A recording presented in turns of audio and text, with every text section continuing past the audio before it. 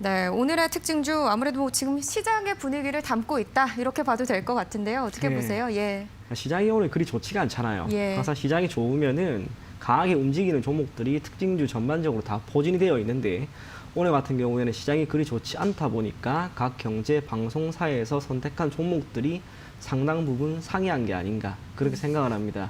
그렇기 때문에 가급적이면 오늘은 시가총액 상위 종목 위주로 제가 여러분들에게 이야기를 한번 해드릴 생각이고요. 시장이 언제까지 조정이 나올지는 모르겠습니다만 이번 주는 약간의 조정을 여러분들이 생각을 하시고 하지만 지금의 조정은 결코 여러 가지 거시경제 지표가 변한 것이 아니다라고 하는 점에서 조정 이후 다시 한번 상승할 가능성을 분명히 기억해야 된다는 것. 그것만 생각하시면서 시장 바라보시면 될 것 같습니다. 네, 알겠습니다. 그러면 좀 대장주들 위주로 좀 지켜보자라고 하셨는데 세 가지 종목을 좀 준비하셨을 텐데 대장주 위주로 또 준비를 해주신 걸까요? 네, 첫 번째는 예. 셀트리온 헬스케어예요.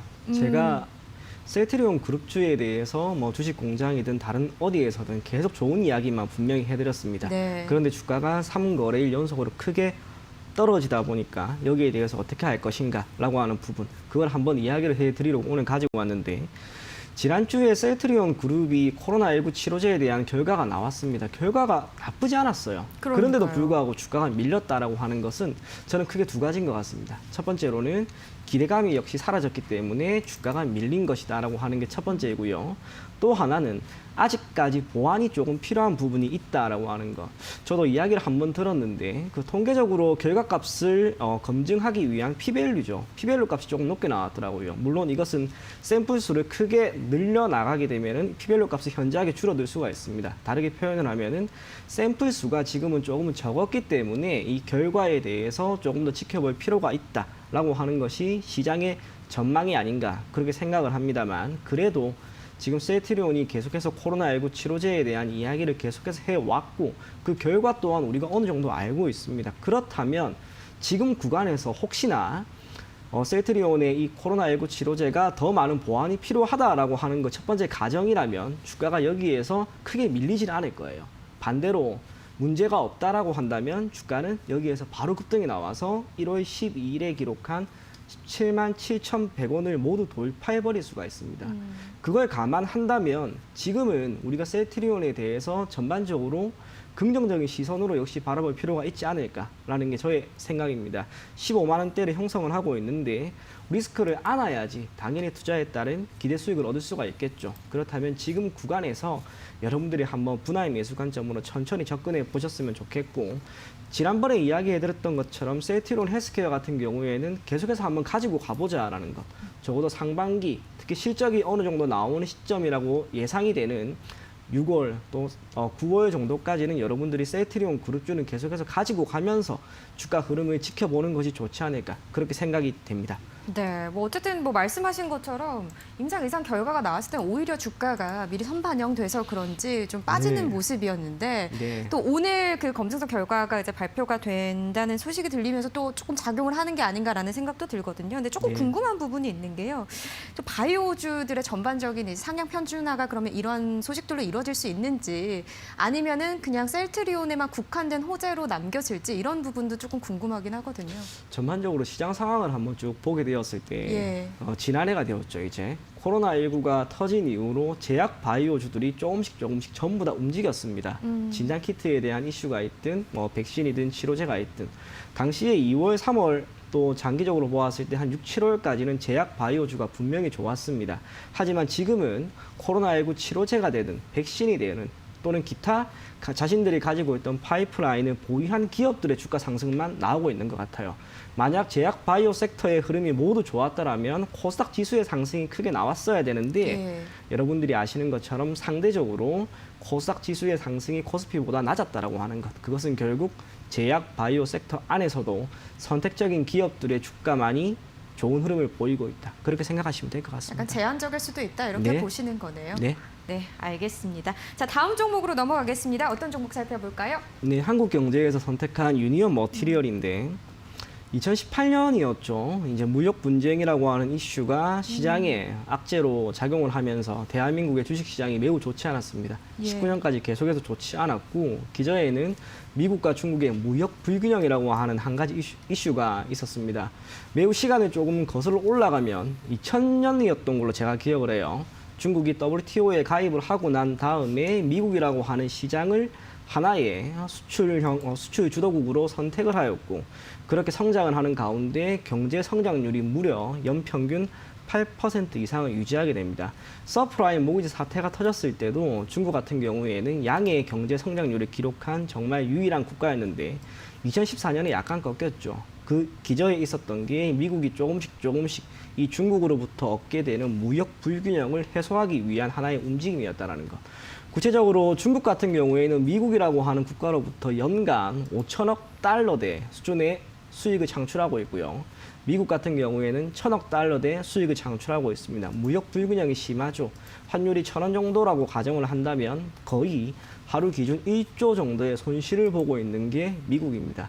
그래서 이 중국에 대한 제재가 분명히 필요하다. 거기에 대한 이야기를 처음으로 꺼낸 게 트럼프였고 이 트럼프가 이제 마무리 짓는 시점, 바이든 정부가 들어서는 시점에서도 저는 무역 분쟁은 충분히 다시 한번 이야기가 오갈 수 있다라고 생각하는데 그 이유는 이 중국에 대한 제재라고 하는 부분이 예전에 상원, 공화당과 민주당 양쪽 모두가 편에 들었던 부분입니다.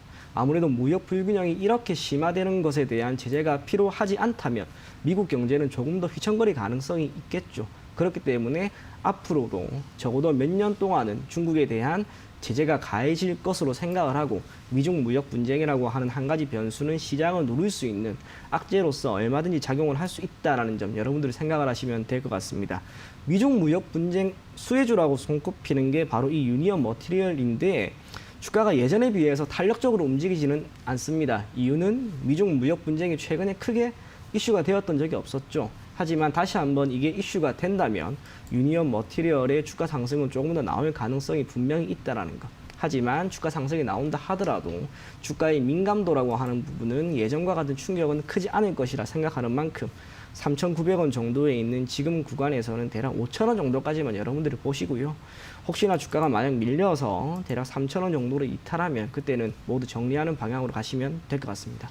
네, 알겠습니다. 유니온 머티리얼까지도 좀 참고를 하시면서 따라가 보시면 좋을 것 같고요. 마지막으로 하나 더 살펴보죠. 예, 어떤 종목으로 좀 분석해 볼까요? 네, SK 이노베이션인데 연초부터 정말 좋은 흐름이 나왔던 종목입니다. 예. SK 이노베이션이라고 하면은 2차 전지 사업부.